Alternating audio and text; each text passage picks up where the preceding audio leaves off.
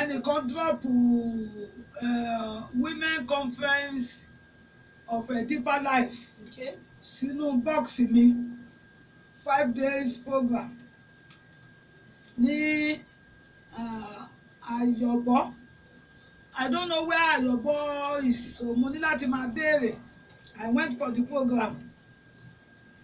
A dẹ̀ ti bẹ̀rẹ̀ iṣẹ́ Olúwa náà láti 1981. Nígbà tí bàbá Kúmúyì wá ní kí àwọn èèyàn ó jáde, wọ́n fi ayé wọn fún Jésù. Mo jáde, èèyàn 6 ló tẹ̀lé mi. Mo ṣe prayer gbogbo tán ní ká ṣe. Ṣé ẹ ti ń ṣiṣẹ́ ìránṣẹ́ nígbà yẹn? 1997, 1981 mo ti bẹ̀rẹ̀ iṣẹ́ ìránṣẹ́. Mo wá bẹ̀rẹ̀ sí ní gbàdúrà kan, mo wá ní ìwọ Ọlọ́run tí ó fi Bíbélì yé bàbá yìí, jẹ́ kí Bíbélì ó yé mi. Jẹ́ kó yé mi kí n ka láì kan, kí n fún ní ìgbà ìtumọ̀. Jẹ́ kí n lè sọ̀rọ̀, kó yé ayé àwọn èèyàn padà. Fún ọjọ́ 5 ni mò ń jáde, wọn kúkú léèyàn pé kó má jáde. Nígbà tá a délé, PA mi bínú lọ. Ó ní pẹ̀lú bí Ọlọ́run ṣe ń lo màmá, ṣé ẹlẹ́ṣẹ̀ ni màmá ni tó jáde? Ẹ tún jáde fún ẹni tó fẹ́ fayé ẹ̀ fún Jésù. Ojoojúmọ́ ní kẹ́kẹ́ máa fayé wa fún Jésù o. Mo bẹ̀rẹ̀ sí kọ̀wé, mo ti ní 70 books lọ́wọ́lọ́wọ́. Tí ẹ ti ṣe síta. Tí mo ti ṣe síta, yàtọ̀ sí àwọn tó pọ̀ tí mi ò ṣe síta. Màmá ẹ dárúkọ wọn. Mo ti kọ ìwé mi gan tó gbé mi jáde. Ẹ lè má dárúkọ gbẹ̀ tó torí kò sí àsìkò. Èyí tí ẹ rò pé ó jẹ́ èyí tó ṣe gbáǹkọ́ gbìn nínú ẹ̀ jẹ́ ká gbọ́. God care for widows too. Ó ti fún mi ní àwọ́ọ̀dù 7 káàkiri àgbáyé. God care for widows too. Inú ìpọ́njú, inú ìnira ni mo kọ́ nígbà tí ọkọ mi kú. Ìwé mi tó pọ̀ ló ti jáde. Taking care of your children. Mo kọ jáde. Jesus my good shepherd. Ó wà ní ara ìwé mi. Good morning Jesus. Ó wà lára ìwé mi.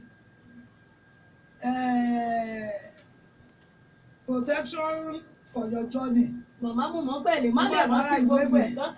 Ẹja tẹ̀síwájú ní ọ̀rọ̀ tá à ń sọ lọ. Nǹkan tẹ́mi sọ ni wípé we must not be a proud person. Ẹ jẹ́ kí a mọ̀ra wa lẹ́lẹ́ṣẹ̀. Where you see an elder anointing talking, submit to yourself. Be submissive. Be submissive. Iṣẹ́ Olúwa ò kì í ṣe ìgbéraga, wọn ò fowó rà á. A máa search fún ni. Tó bá dẹ̀ ti débi kan tó rí pé search yẹn wá positive. Mi ò sọ pé tó bá sọ pé ẹni tó fẹ́ fàyè fún Jésù kò jáde. But inside you must know you are a sinner. You must always confess your sins. Each and every day. Every day confessing your sins. It is then ní believe ẹ nínú Jésù kan lè wá sí ìmúṣẹ. A lot of us la mọ̀ ọ̀run pé àbí Jésù pẹ̀lú obìnrin tí ò lẹ́ṣẹ̀. A mọ̀ ìbí Jésù, a mọ̀ ìjìyà, a mọ̀ ikú, a mọ̀ àjíǹde. But we are still living in secret sins. Pastor a máa mutí. Àwọn èèyàn á máa ṣàgbèrè. Àwọn èèyàn á máa lo nǹkan dúdú nísàlẹ̀ báyìí.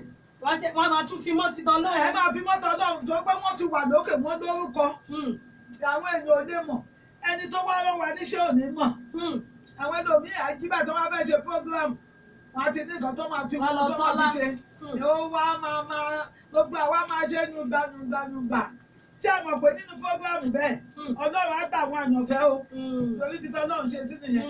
Olúwa àwa ṣiṣẹ́ kalẹ̀ ojú òní ò wá ní jẹ́. Òní ò ní jẹ́ gbogbo ìjọba ọ̀run. Ẹni tó wá gba ìgbàlà lábẹ́ àdé ìjọba ọ̀run. Èmi ò bìlíìfù ní kábó níṣẹ́ ṣiṣẹ́. Èmi bìlíìfù pé Ọlọ́run ló níṣẹ́. À ṣiṣẹ́ ẹ̀. You see, it's God of time. He will always do things at his own time. God bless you, Mama. Not our own time. Ẹ ṣé Mama.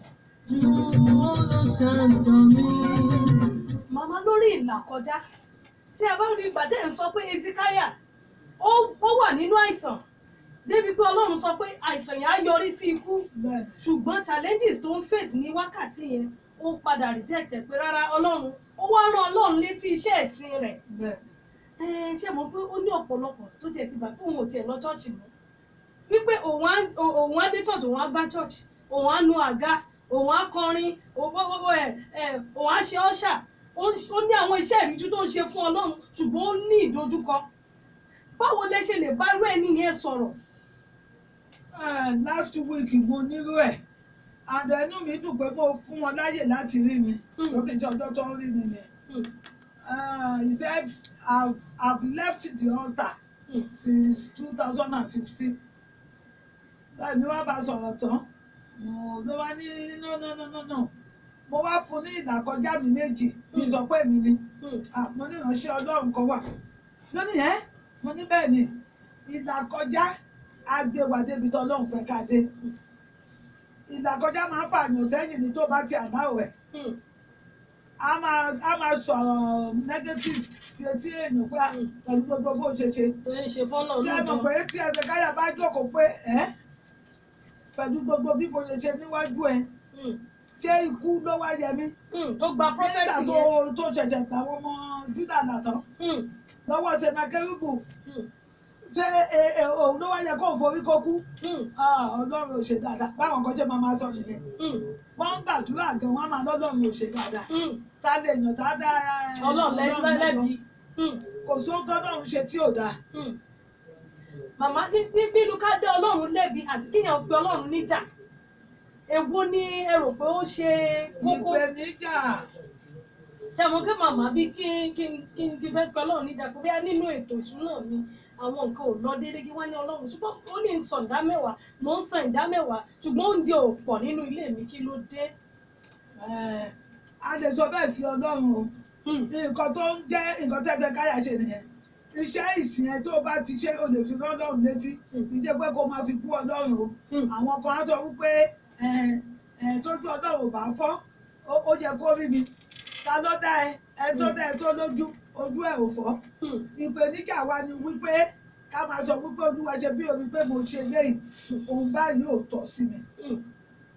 God bless you. Arántí Adéṣeyanu.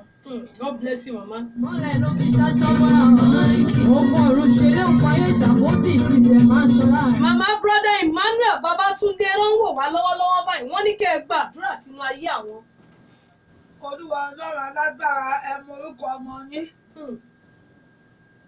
Emmanuel Babatunde mo ní kó tẹ̀síwájú ní ọdún yìí o. Ojú òní tiẹ̀. Àmín Jésù. Ohun tó ṣe